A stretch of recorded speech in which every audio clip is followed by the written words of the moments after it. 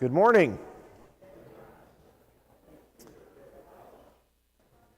Well, as we settle in for our Bible class, in just a moment I've asked Orrin to get us started with a prayer, and I know we don't have microphones to go around, so I told him just do your best and project, but Orrin will lead us in prayer in just a moment, and we're going to look at 1 Corinthians 11. We're looking at the second half of the chapter, verses 17 through 34, and this is with regard to the Lord's Supper. And again, I'll point out, this is an issue that doesn't seem to be something they are asking Paul questions about.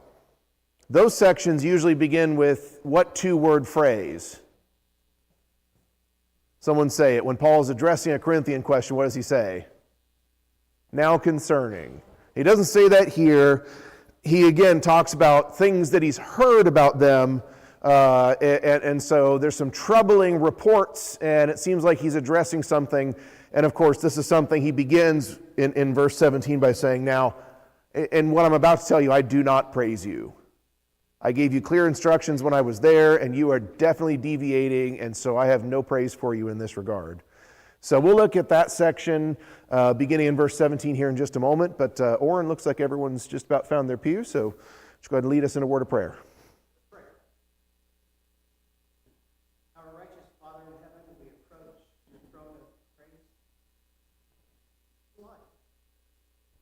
Thanking you for the opportunity to look into your word, understand how this world was made, how we were formed and created us.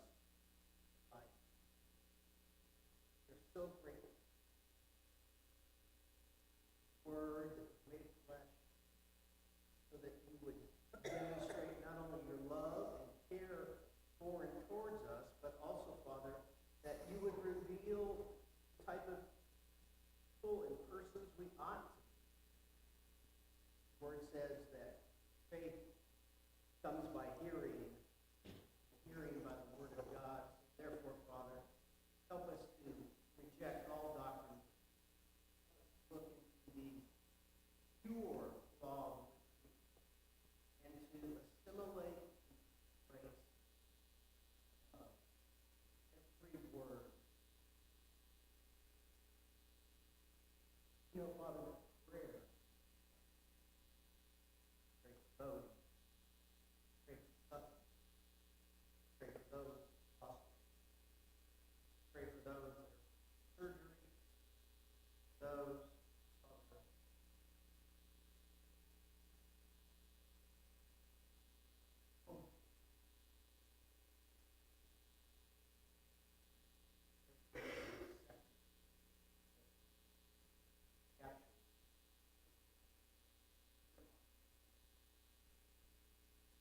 Amen.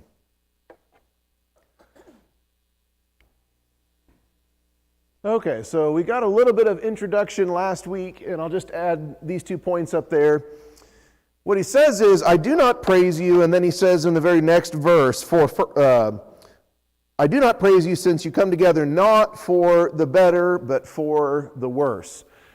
And I suggested to you this is like something in Malachi chapter 1 or a few other places in the Bible where you see something like this, where God basically says, what you're doing, you're better off not doing it altogether. Malachi chapter 1 says, why do you uselessly offer sacrifices to me when you do these other blatantly sinful things? When you disregard my commandments everywhere else, your offerings are worthless to me. I wish someone would come and put a bar across the door of the temple or put chains on the door and lock the gate so no one could go in and uselessly offer sacrifices in my name, because the rest of their lives were pretty inconsistent with God's law. So that's sort of the impression here. So we're meant to be a little bit shocked by the type of language Paul uses here. This is very, very strongly worded, and he is giving them serious warning. And then he'll come back to that idea at the end of this chapter as well, and there's some questions there about what might be going on, if there's some actual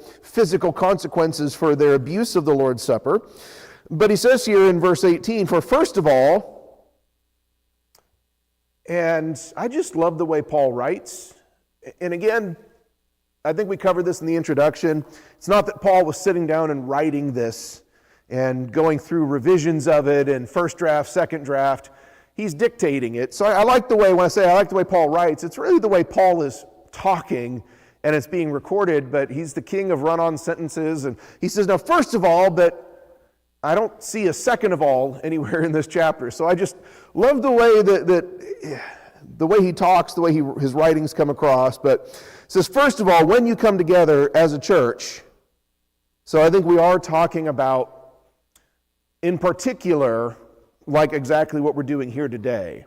When as a church, when as a body of believers in this area, we come together now. Now, there is conduct that applies to us Monday through Saturday too, and there's scriptures that talk in those terms, Sunday to Sunday, but this seems like a Sunday-specific kind of instruction here, and I'm not going to get too far sidetracked from the text, but we know from other examples, what we piece together is that every first day of the week, the church came together for, among other things, a big emphasis on the Lord's Supper. And that seems to be what he's addressing here. For when you come together, he says, I hear that there are divisions among you, and in part I believe it. So we come back to one of the main underlying problems in Corinth is divisions. That was something in the very introduction of this letter. Whether they're literally lining up behind different apostles and teachers, or Paul is just using them figuratively as an example, we know that this church has schisms. There are distinctions between them, and they are not very unified. And I think someone well stated that divisions are most evident in an activity that is meant to be unifying. And that's what the Lord's Supper is meant to be, something that is unifying, and so therefore that's where these divisions become most evident. Why do you think he says it this way? Just curious. I hear there are divisions. In part, I believe it. Why do you think he adds that last little phrase there? In part, I believe it. That was just a phrase that stuck out to me. And when that happens, I like to ponder it. And I'm just curious what you guys thought of that as well.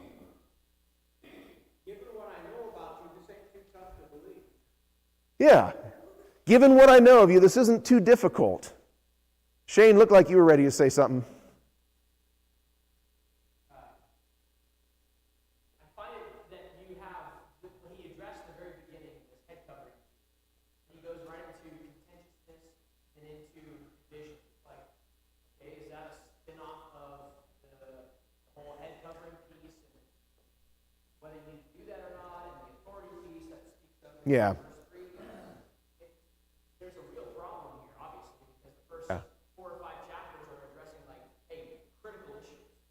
Yeah. I think a lot of these chapters do run together, and a lot of these issues do run together. So, I kind of take it that same way too, that in part I believe it. It's hearsay. It's what he's been hearing or being told about this church. And I think Paul is maybe just trying to cover his bases here too, and that might be just a little takeaway for us, is just because someone said it, doesn't make it true, even if they're reliable and have no reason to doubt him. I will leave the door cracked open for the Corinthians to say, well, that's not true, even though it probably is. Orrin? Perhaps support Paul's statement brought up about my part with David, chapter 1, verse 11, for it's been reported to me by Clovis people that there is quarreling among you, my brothers. What I mean is that each of one of you says, I follow Paul, I follow Apollos, I follow Cephas. So he didn't wait till now to bring this up. He brought up this division right off the get-go. Yeah. So he's just coming back to it. I think he says something like, firstly, I don't think there's a secondary. I think this is it. This is first place. This is the main thing. So that's just of primary concern. And so I just look at this as, yes, he trusts the reports he's heard, but maybe he's just crossing his T's and dotting his I's and just saying, like, look, I'm inclined to believe this, given what I know of you and given how much I've heard reports like this, how frequently Prove me wrong, but I pretty much believe this is what he's saying. Now, let me read just a few verses more. Let me read down through verse 22, and then we'll look at that section of text before we move on to the actual instructions from Jesus. And here's what's going on in verse 19. For there must also be factions among you, that those who are approved may be recognized among you. Therefore, when you come together in one place, it is not to eat the Lord's Supper. For in eating, each one takes his own supper ahead of others, and one is hungry and another is drunk. What? Do you not have houses to eat and drink in? Or do you despise the church of God and shame those who have nothing? What shall I say to you? Shall I praise you in this? I do not praise you. All right, so division is an issue that he's brought up. How would it be manifested in this kind of setting?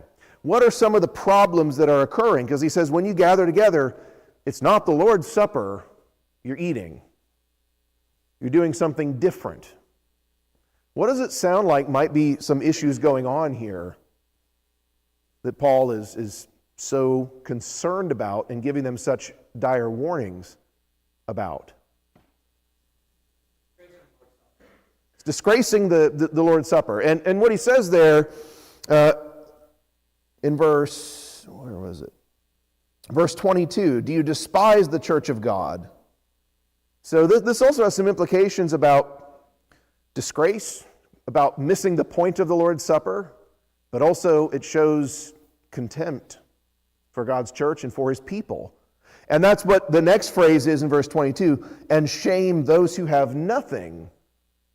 So could this be perhaps a situation where the haves are shaming the have-nots? And that could be where one way where this division is becoming evident here. John?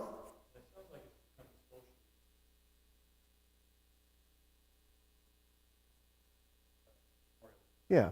So let's kind of walk through this. Why would there be potentially, and again, we have to do our best trying to understand it. We'll never understand it quite to the same degree. We just have to accept that as those who lived in the first century and knew this as their own culture. But that doesn't mean we can't understand to a reasonable degree what might be going on here. So let's just kind of walk through this. Why would there be why aren't they all eating at the same time? Did they just not have a set start time?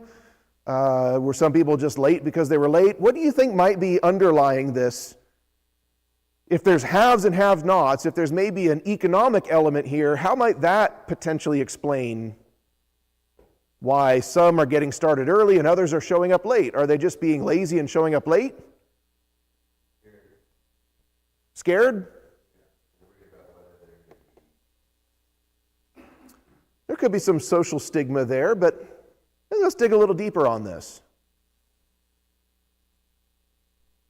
I think that's simple, very likely answer. The haves, Sunday might be a more free day for them. Other people are working for them. But the have-nots, they got to work that day. It's not the Sabbath. We're talking about the first day of the week. So Jay, and then over to Orrin.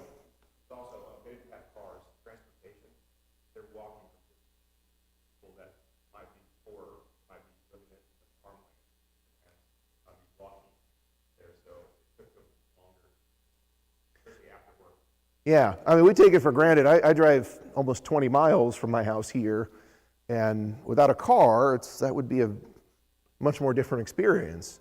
If I was riding a horse or something or walking, I'd have to get up, well, quite a bit earlier than I normally would. Orrin?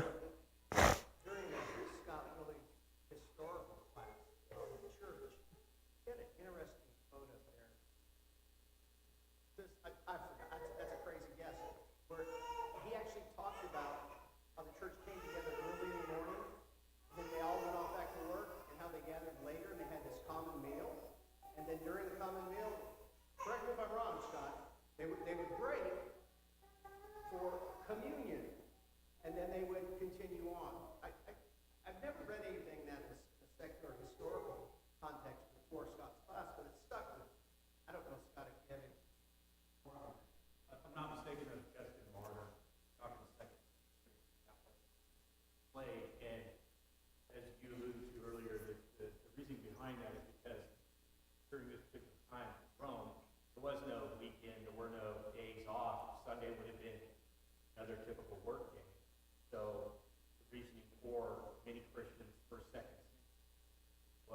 meet very early, even before the sun came up, in order that they could come together, do their worship, because, before they go to work, and then it was showed later that they would meet together on the Sunday in order to, not that you want to get to love feast or anything like Yeah. that didn't really together for after the fact, but it wasn't on Sunday. Yeah, and that seems to be a clear distinction that Paul makes here. And I'll point this out. We'll come back to this at the conclusion, but twice he says, do you not have homes? If satisfying hunger is the reason you're coming together, you're missing the point. That seems to be one of the big conclusions Paul makes here. But yeah, that's part of this too, in trying to understand it and apply it to today. And they likely didn't own a dedicated worship facility or building like we do today.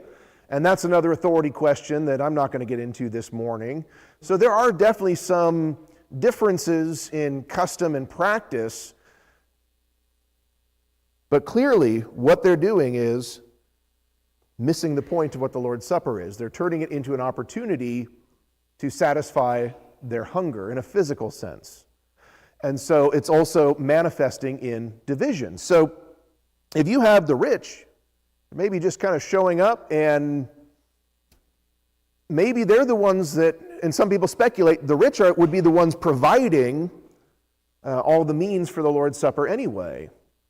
And if they start turning it into more of a glut, or, we get some of our modern words like debauchery from the Greek god Bacchus. There's sort of that similarity in the root origins of those words, the god of pleasure and laziness. And so if that's what this turns into, by the time some of the have-nots show up, maybe there's nothing left for them. Maybe they were expecting this. And so it just kind of turns into this, what should be a unifying thing has become divisive and has become the epitome of being separate. And so it sounds to me like they are definitely missing the point here. And we can see this in other scriptures too. Jesus addressed this both in Jewish culture, Greek culture, Roman culture. It's not, even a little bit in our culture today, it's not that foreign of an idea. This idea that there's some social status associated with eating. Like I said, even in today's culture, I remember I'm the youngest of three brothers, but I got married pretty young. I was 19, and my oldest brother got married first, but then I beat the middle brother. I got married before him. So I remember that first Thanksgiving right after I got married, I got to graduate up to the adult table. And my older brother was at the kids' table because he was still single. So not quite the same implications for social status, but it was a pretty big deal for me that I graduated up to the adult table at Thanksgiving. Well, I offer him marital advice because I have more experience than him all the time. Well, let's see. In the Gospels, Matthew, for example, Jesus will address some of these issues. Matthew 23, and look at verse 6. So when he's criticizing the Pharisees, says they love the best places at feasts, the best seats in the synagogues. And so the Pharisees were positioning themselves. You get at one of the head tables, you're getting served first, and there would be sort of this process where you would invite the guests of honor and they would get a spot at the table, but it was a good look to invite other people, other guests, or even the poor, if there was food left over, to give away some of the leftover food to the poor. That was a good look. So you could definitely see this status as far as who sits closest to the food, who got the biggest portions, who was in a position of honor. And then in Luke's gospel, that's something that Jesus warns about. Luke chapter 14, there in verse 7, a parable told to those who were invited. He noted how they chose the best places, saying to them, when you are invited by anyone to a wedding feast, do not sit down in the best place, lest one more honorable than you be invited by him. And then you end up embarrassed because you're asked to get up and go to the lower table or the kids' table. Start at the lower table, and it's better to be invited up to the place of honor. But you can see that even in the Gospels, this was pretty prevalent across the board in their society that there is, you can see the potential for divisions here, because already just in the idea of eating a meal, there was this structuring of social classes. So it was a right recipe for this. Muriel.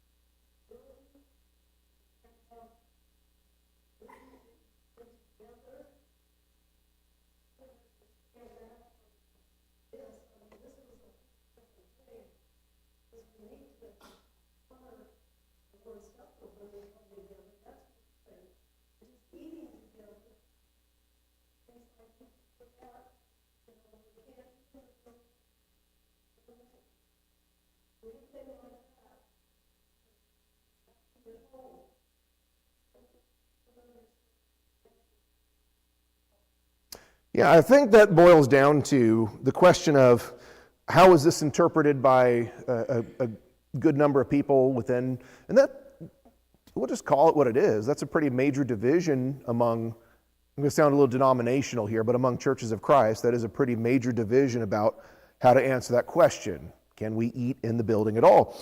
And I've known churches where it's taken to a pretty far extreme.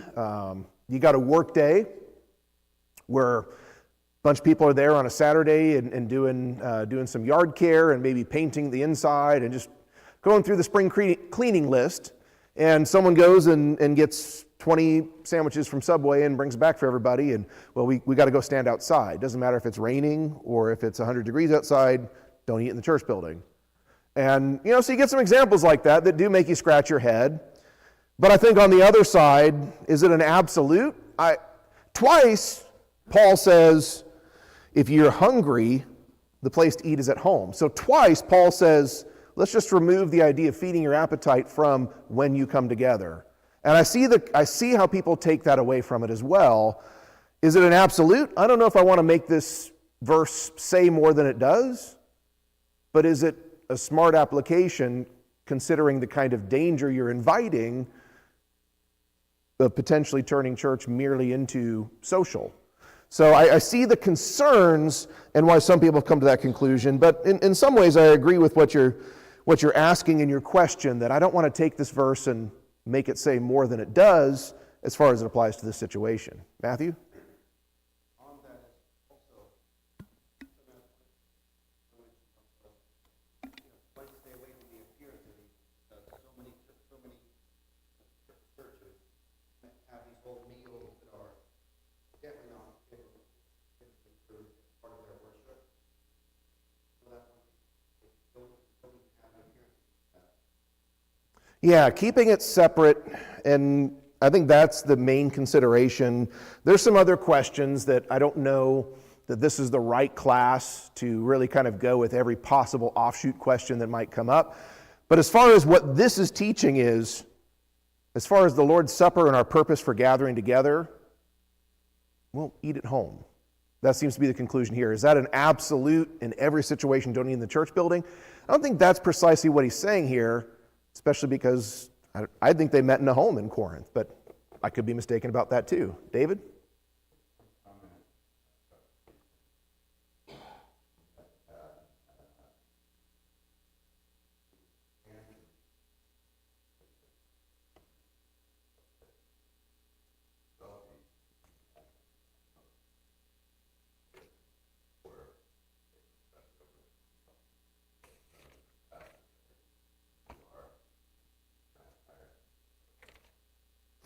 Yeah, so they're taking an institution, and so we'll talk about what Jesus did in the next couple verses, and Paul's going to say, this is the instruction I received from Jesus that I handed down to you when I was there, and this was the expectation that you would follow this pattern.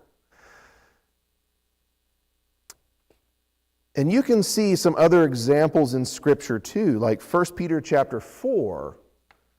We get the reference, Scott brought up love feasts, and I don't know that I want to deviate into a discussion on that. There's a lot of extra biblical references to that maybe suggests some practices, but again, not necessarily a first century biblical practice, but is that what Christians did?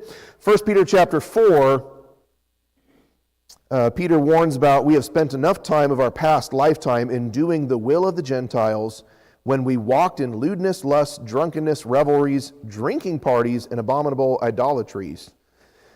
And so, when he talks about being drunk, it could be this idea of intoxicated, or it could be this idea of gluttony. You've stuffed your faces before people have even gotten there, and when they arrive, they have nothing. But it's easy to see how this could also turn into something even more abominable, like the kind of drinking parties that we see happen in that part of the world. Warren?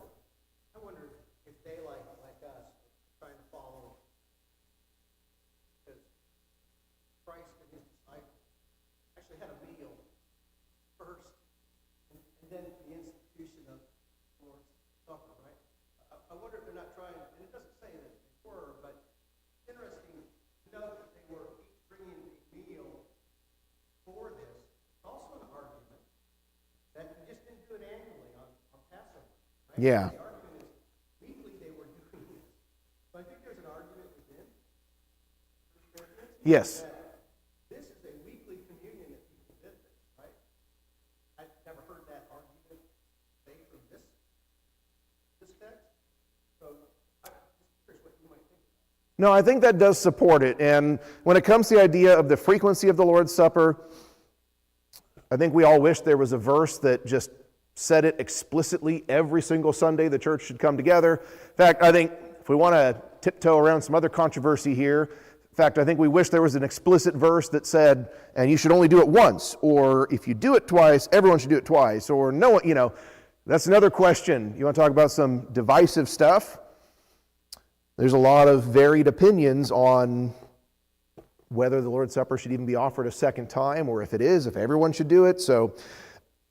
But we don't have an explicit instruction about the frequency, but we have examples and we have implied teaching. I think Oren's right. I think there are some pretty strong implications from this, enough where I feel like it's a solid conclusion that what we do is in line with what they did in the first century as we read about in the Bible. Every first day of the week, we come together, and it is for this purpose, as Paul is going to lay out right here in these next couple verses. So there is definitely division. There is definitely this idea of what should be a unifying practice. And remember back in 1 Corinthians chapter 10, we'll link it back to one of Paul's earlier arguments when he's talking about, don't partake of the cup of demons and the cup of the Lord and all this. And he says in 1 Corinthians 10 and verse 17, for we, though many, are one bread and one body, for we all partake of that one bread.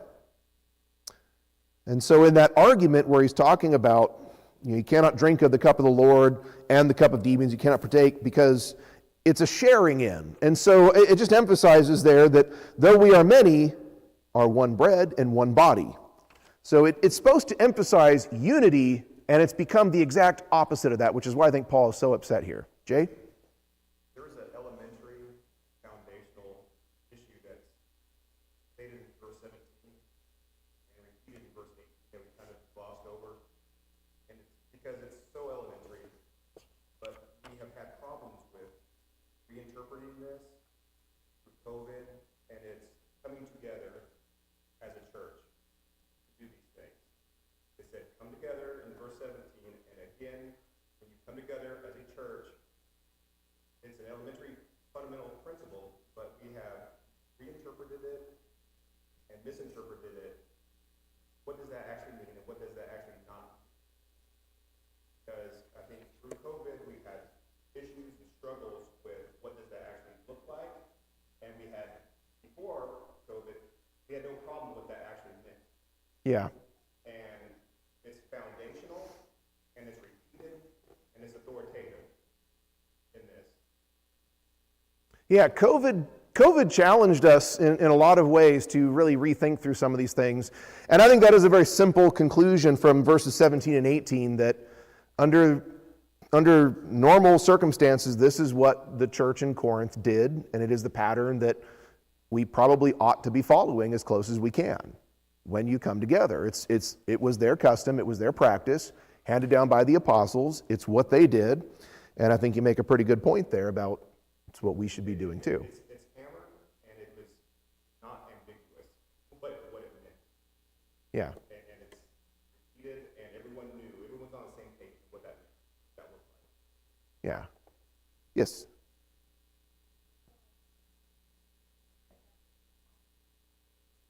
Absolutely have a problem.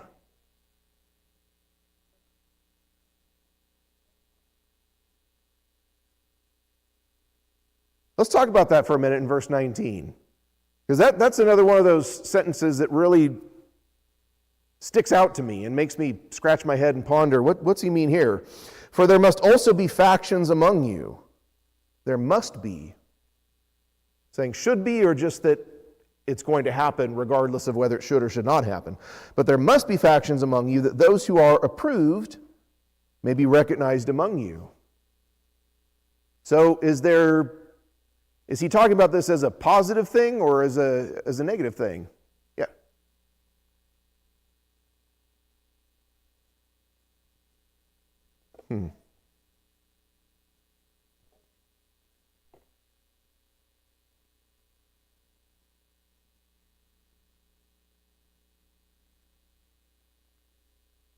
Okay.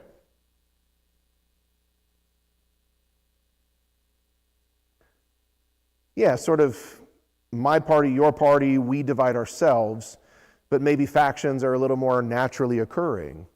All right, so I think to maybe answer this question, we might ask, approved? Approved by whom? What are the two possible, and this is what I mean throughout sections like this where kind of come to a fork in the road. I think there's clearly an intended interpretation or a correct way to see it, but grammatically, you kind of reach a fork in the road and you have to take a little closer look at it. Who might we be talking about? Approved by whom? Jay, what are your thoughts? Well, approved means tested, like refined, like metal. Yeah, I think some translations say counted worthy, or does anyone have the ESV? What's it say there in verse 19? Those who are genuine. Genuine, yeah. So that's the idea of tested or proven. So keep going. Well, it's like a metallurgic, it's being refined. Yeah. So that would indicate that we're looking at approved by perhaps God. Genuine. Those of genuine faith. I mean, I'd like to believe that everyone, every time I walk into an assembly on Sunday, I'd like to believe everyone there is all completely dedicated to God. But is that always the case? Are there people that are maybe pretending? How would we know that? In this church, were there some people that maybe stood at odds against God? And maybe there are some people. So that's one way to look at it, as a positive thing that, well, a faction is necessary if it separates those who are genuine versus those who are fake. Those who are not following God. But what's another way? Approved by who? How else might we read that too, that fits in maybe with this idea of social status and divisions? And maybe he means this as a negative thing. Yeah, you guys have made divisions on, well, I'm of Paul, and if you're not with us, then you're wrong. Well, that's, so they aren't approved by you. And so maybe he's just saying that divisions are going to happen and it's not a good thing, and you're looking at approval. So those are just a couple possible ways to sort of look at that verse, but it is kind of peculiar. I kind of lean towards this idea of what Jay was saying, and you look closely at that idea, that phrase of those who are approved. It sounds like we're talking about, well, there's going to be a faction because there's going to be those who are genuine in their faith, those who are genuinely following the right teaching, because that's what he's going to talk about in the rest of this chapter is, well, you got to examine yourself and make sure you're doing this properly. And there's going to be some people that are not doing it properly here. Yes? Heresies. Yeah, that's King James Version. So you're going to find a little different flavor depending on which translation you're at, but I like this idea of approved is tested, because he's going to talk about that for sure. Examine yourself and make sure you're doing this in the right way. So we get to verses 23 through 26, and he's going to emphasize what the teaching is. Here's what was handed down to me that I taught to you. Here's what you should be doing. So he talks about here's what you're doing wrong, but now he says, let me correct you here. So verses 23 through 26. For I received from the Lord that which I also delivered to you, that the Lord Jesus on the same night in which he was betrayed took bread, and when he had given thanks, he broke it and said, take, eat, this is my body which is broken for you. Do this in remembrance of me. And that phrase, broken for you, we'll talk about that in just a moment. That's not in every manuscript. In the same manner, he also took the cup after supper, saying, this cup is the new covenant in my blood. This do as often as you drink it in remembrance of me. For as often as you eat the bread and drink this cup, you proclaim the Lord's death until he comes. So this is reflected in basically Matthew, Mark, Luke, same phraseology there. And we look at example, so that phrase there in verse 24, this is where we can compare it to John chapter 19 and verse 36. John makes it very clear that no bone in his body was broken. So we just need to look at that phrase, that my body which is broken. We could look at that as either it was a later addition by scribes, and so it maybe shouldn't be there at all. Or if we want to include that phrase in there, we don't have to look at it as a literal broken bone. John was very clear about that. So we use clear passages to interpret less clear passages. There's certainly a metaphorical way we can interpret this. There's a lot of middle-aged guys that play pickleball on Sunday nights, and Monday morning in the text group, my body is broken.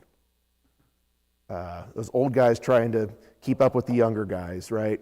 So there's a metaphorical way to understand it, more symbolically, that his body is broken, in that scourged, hung on the cross till the life was drained out of him. So don't get hung up on this idea of broken. Clearly his bones weren't broken. But this is the teaching that Paul says, I received from the Lord. How did Paul receive this from the Lord?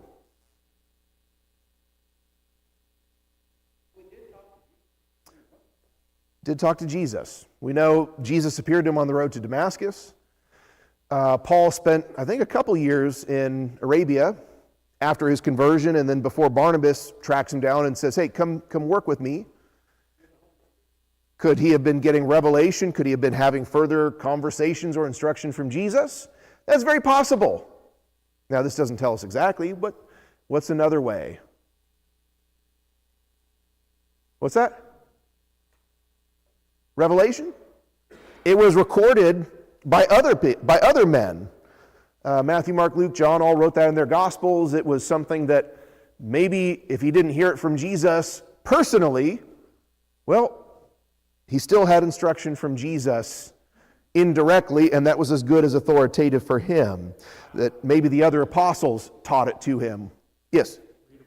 Yeah, go ahead. Galatians 1:11-12, for I would have you know, brothers, that the gospel that was preached by me is not man's gospel. For I did not receive it from any man, nor was I taught it, but I received it through a revelation. Yeah. So that and I think that's referencing his time in Arabia, when after his conversion, but before he got really active in his ministry journey. So yeah, that seems to be a very likely conclusion, that this was something by revelation. And that's something Paul will challenge them on later in chapter 14, that the things I write to you are the commandment of the Lord. That whether it was, however this happened, he is an apostle, an ambassador for Jesus, and he has that authority to speak on behalf of Jesus and represent him in this world. So he's just saying that this is exactly, and this is what I taught you. This is what you should be doing. And so we follow the pattern on the Passover night, the Passover feast, when Jesus took these emblems, and we recognize here, verse 26, as often as you eat this bread and drink this cup, you proclaim the Lord's death till he comes. Some people talk about this as we look back in memorial, and simultaneously we look ahead in hope, because we know he conquered death, and So it is a proclamation, and you can just see how this should be a unifying thing, that as often as you eat this bread and drink this cup, you're proclaiming. But if you're not waiting for others, who are you proclaiming this to? So it should be a unifying thing, and they're missing the mark on that. Isabel?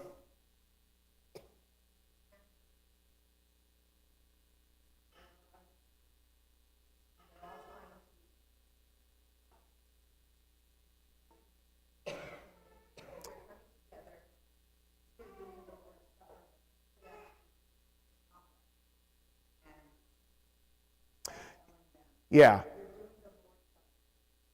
Yeah, and it's unclear to me whether they're bringing in other food than just the bread and the fruit of the vine, or if they're just eating those to excess. It's a little unclear to me, but I think either way fits the problem here is if you're looking to fill your stomach, do that at home.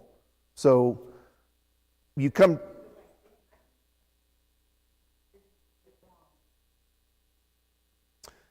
Yeah, there's certainly, by not waiting for others, and by what he says here, again, verse 21, each one takes his own supper. So it's not the Lord's Supper. You're not doing it the way the Lord taught us. You're doing it for yourself. It's your own supper.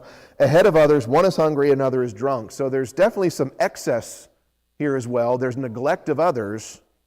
And so there's a lot of problems that I think are conflating in this one practice that should be unifying but is not. I see another hand. Okay. Yes. Does the abuse of the thing negate use of it? What do you mean by that? I mean, I think in this case, yes, if I'm understanding your question correct, because he says, you're coming together for the worse, not for the better. But they're coming together for the worse with division that caused the charitable inequity between the rich and poor, between those that work and those that were not. So there was an incompatibility of the charitableness of those that had more to those that had less. Not so much just food mentioned. So the question is, they were definitely abusing this feast, the word supper. Look at the word supper. It's Yeah. a meal, not a cracker and a little cup of wine. It's a meal. So what's interesting about that is we use that rule, the use of a thing doesn't negate the use of a thing, right? Mm-hmm. That's all over our society, right? People abuse all types of things, but it doesn't mean that we make it illegal or that we somehow put greater regulations on it. We may with some pornography, pedophilia, strong drugs, but it seems like in a spiritual area, if someone abuses a spiritual liberty, it doesn't need to be. Well, I would have a question that when we talk about gathering together, we know they ate together, and oftentimes, like in Acts chapter 2, it specifies from house to house, they ate their meals together. So I think I kind of look at this as far as absolutes are concerned. I look at this as, if we're going to talk about coming together for a meal as a church, it might be implied at best. It might be permitted or not forbidden at best. But we don't have explicit example or commandment of it. And that's uncomfortable territory for me. So that's sort of how I work some of these questions out in my mind, that if I don't necessarily look at this as prohibiting food in the building on every situation, like I eat my lunch at my desk here, I hope that doesn't shock anybody during the week. I have food in the building quite often. But when it comes to what we do on the Lord's Day, when we gather together, when we assemble, I think it is significant that what he says here twice is if you're looking to fill your stomach, you have a home to do that in. John?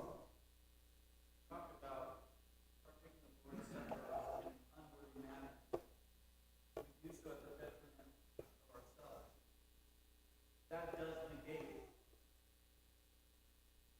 the act, even if something was wrong in that, does not negate Yeah. the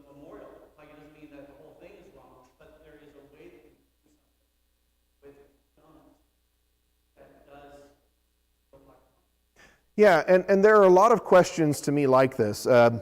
People bring up arguments about using instruments in our worship, and sort of on their pro side, they would say, well, there's no prohibition against it. There's no scripture that forbids the use of instruments, and we have examples in the Old Testament, and so I kind of look at all that and say, the word solo in Ephesians 5 means to pluck, and that could imply an instrument, like the Psalms had harps with them, and said, okay, I can't find a scripture that absolutely forbids it. But at best, you can confirm that it could be acceptable. But you don't know for certain. And so when it comes to instrumental music, I think we can sing and use our voices only and have no doubt that we're doing what God wants. We can add a piano, and at best we can say we might be acceptable.